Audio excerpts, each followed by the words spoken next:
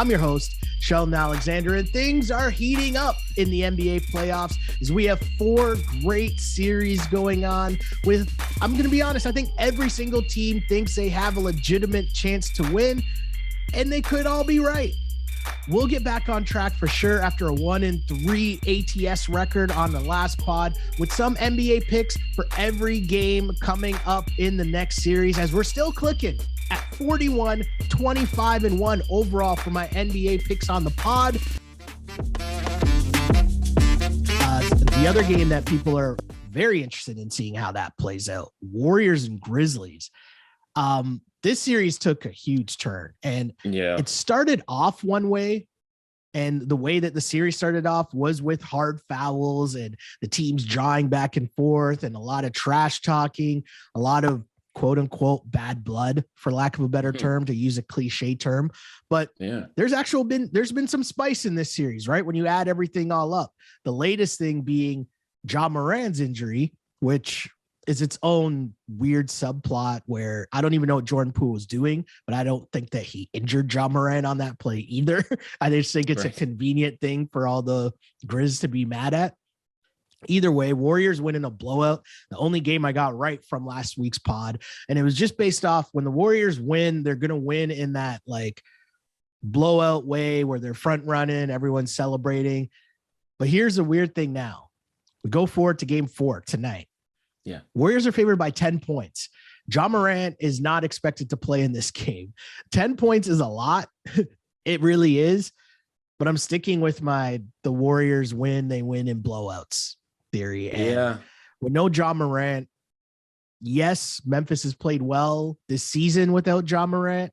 But I just think this is a whole different beast, having to do it in the playoffs, in Golden State, in this scenario where a veteran team like Golden State should smell blood, up 2-1, the other team star players down. You got to go for kill shots in this game. And I just see it's another Steph, Clay, Draymond all running down the floor, celebrating, wolfing up the crowd. Warriors win easy. That's what I'm looking at here. I don't know what's your take, my dude?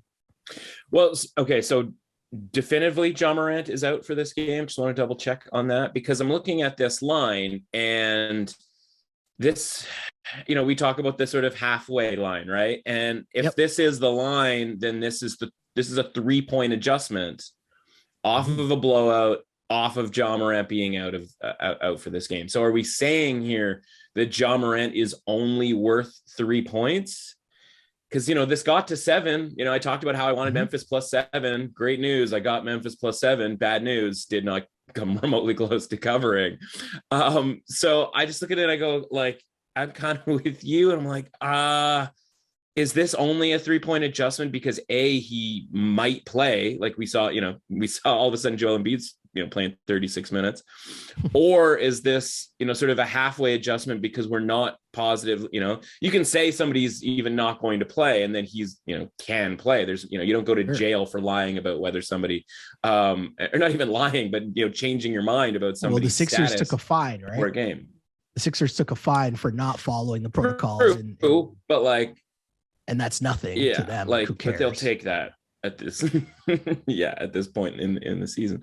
So, I mean, if that's the case, like -10 does feel a little bit short after all of that, right?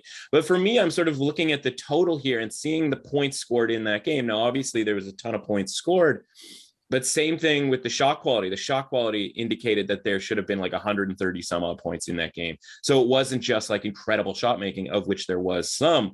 But is there reason to bet the over with the personnel changes that have happened in this series, right? With Gary Payton second out, the Warriors are now sort of have to look at these games and go, you know what? We're just going to have to outscore Memphis at this point because we don't have anybody to guard Ja. Now, if Ja's not in the game, that obviously changes things.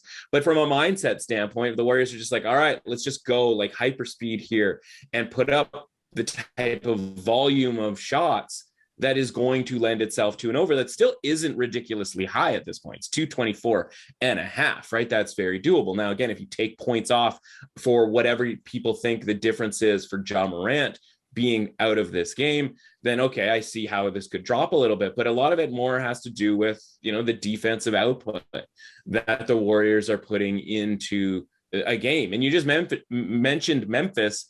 being pretty good this season without Ja. Now, does that mean that they're going to be able to win this game? Like, no, but like they can still score points. This isn't a team that's just going to roll out there and score like 88 points because Ja's not around.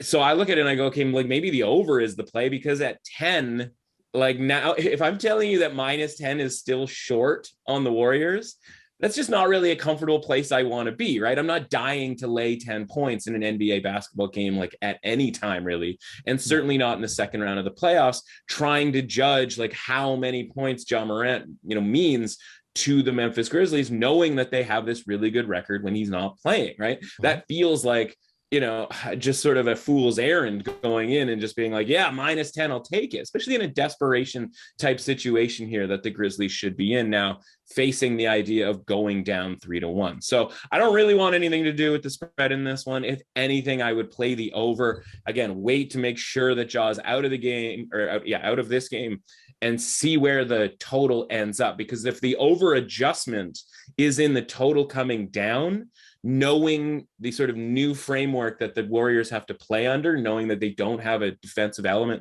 the way that they do in Gary Payton II, I think the over is probably the play after all things sort of shake down here. Yeah, I mean, the Warriors, again, like I just think the way that they're playing in this, and the way that, you could talk me into taking the Grizz +10. It's just, that's not a place that I want to be at against the Warriors at all in the playoffs, and the way that they front run. I'll be the sucker here, sitting here. I'm on the Warriors -10 in the playoffs. Let's get it.